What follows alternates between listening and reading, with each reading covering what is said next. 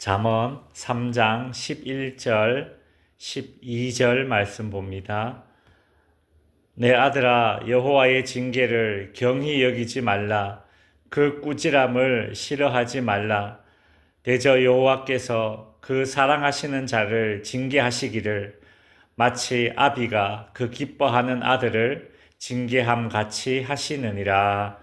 아멘. 어제는 잠언에서 솔로몬이 말하는 지혜라는 것이 어떤 알매 지경이나 어떤 수준 그런 것들이 아니라 태도를 말한다. 그리 말씀드렸었죠. 첫째로는 하나님을 공경하는 태도가 지혜였고, 둘째로는 스스로를 지혜롭다고 여기지 않는 태도가 그것이 지혜고, 세 번째로는 물질에 대한 바른 태도가 지혜였습니다. 오늘은 네 번째로 징계에 대한 바른 태도가 지혜다라는 말씀을 한번 살펴보겠습니다. 11절에 보시면 내 아들아, 여호와를 경히 여기지 말고 그 꾸지람을 싫어하지 말라. 성도 여러분, 하나님의 징계가 주어질 때에 자신의 잘못을 아는 것이 지혜이며, 자신의 잘못을 인정하는 것이 지혜이고, 또 잘못을 돌이키는 것이 지혜로운 사람입니다. 내가 잘못된 것을 모르고 나의 잘못을 인정하지 않고, 그리고 그 잘못을 돌이키지 않는 것은 지혜에 반대되는 태도이죠. 무엇입니까? 미련함입니다. 미련함.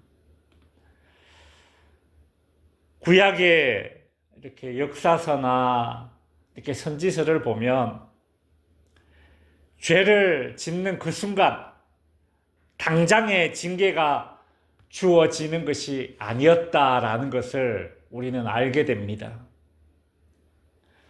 하나님의 징계는 죄를 지은 사람에게 하나님의 타이르는 말과 꾸지람이 먼저 있었고, 그때 그 순간에 하나님의 타이르는 말을 가볍게 여기거나 하나님의 꾸지람을 싫어할 때에 그때 징계가 주어졌습니다. 항상 기회가 먼저 주어졌다라는 것이죠.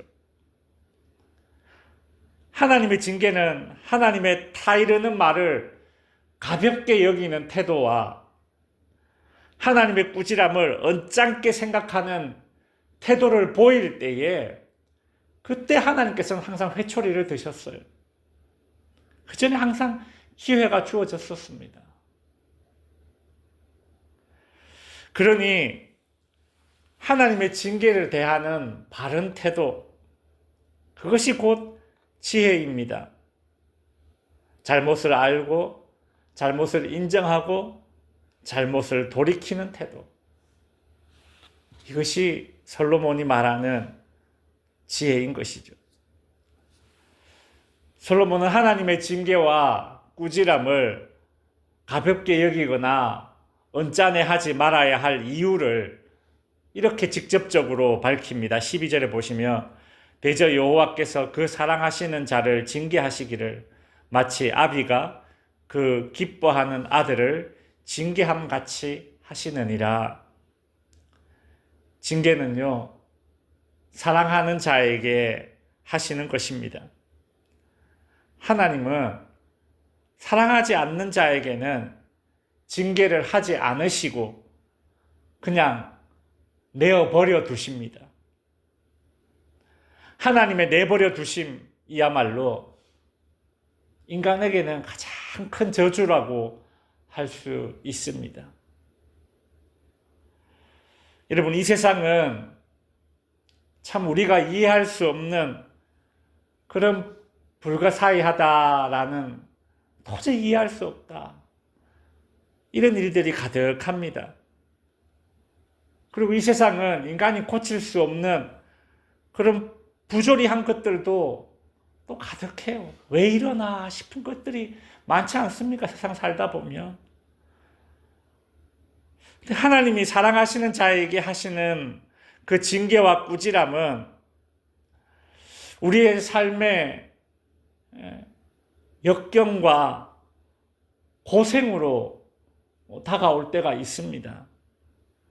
그때 우리는 우리의 삶에 마주하게 되는 그 역경과 고생들을 보면서 이해할 수 없다. 도대체 왜 저러나? 왜 이러나? 그렇게 받아들일 때가 많죠. 그리고 하나님의 사랑과 공의를 의심하게 되지만, 그러나 그 순간에 우리가 알아야 될 것은 하나님은 우리가 징계로 여기는 그 삶의 역경과 고난을 통해서 결국은 우리를 자라게 하십니다. 우리의 지혜를 자라게 하시고 우리의 믿음을 자라게 하십니다. 시간이 지나고 나서 우리는 고난으로 인해 내가 하나님과 가까워졌노라고 고백할 수 있고, 시간이 지나서 고난으로 인해 내가 더 강인한 사람이 되었다고 그렇게 고백할 수 있고, 고난으로 인해서 내가 사랑이 더 많아지게 되었다. 고난으로 인해서 더 넓은 그런 인생 그릇의 됨됨이를 내가 지니게 되었다라고 고백할 수 있을 것입니다. 말씀을 마칩니다. 하나님의 징계와 꾸지람에 대한 바른 태도가 곧 지혜입니다. 하나님의 징계와 꾸지람이 삶의 역경과 고생으로 다가올 때에 어떻게 반응하시겠습니까? 우리는 영적 성장의 수단으로 받아들이고, 그리고 내 생각을 뛰어넘는 하나님의 내 인생을 향한 계획의 일환으로 받아들일 수 있어야 합니다. 그런 하나님의 징계와 꾸지람 속에서 주님께 더 매달릴 때에 우리는 영적으로 더 강해질 것입니다. 기도하겠습니다. 하늘에 계신 우리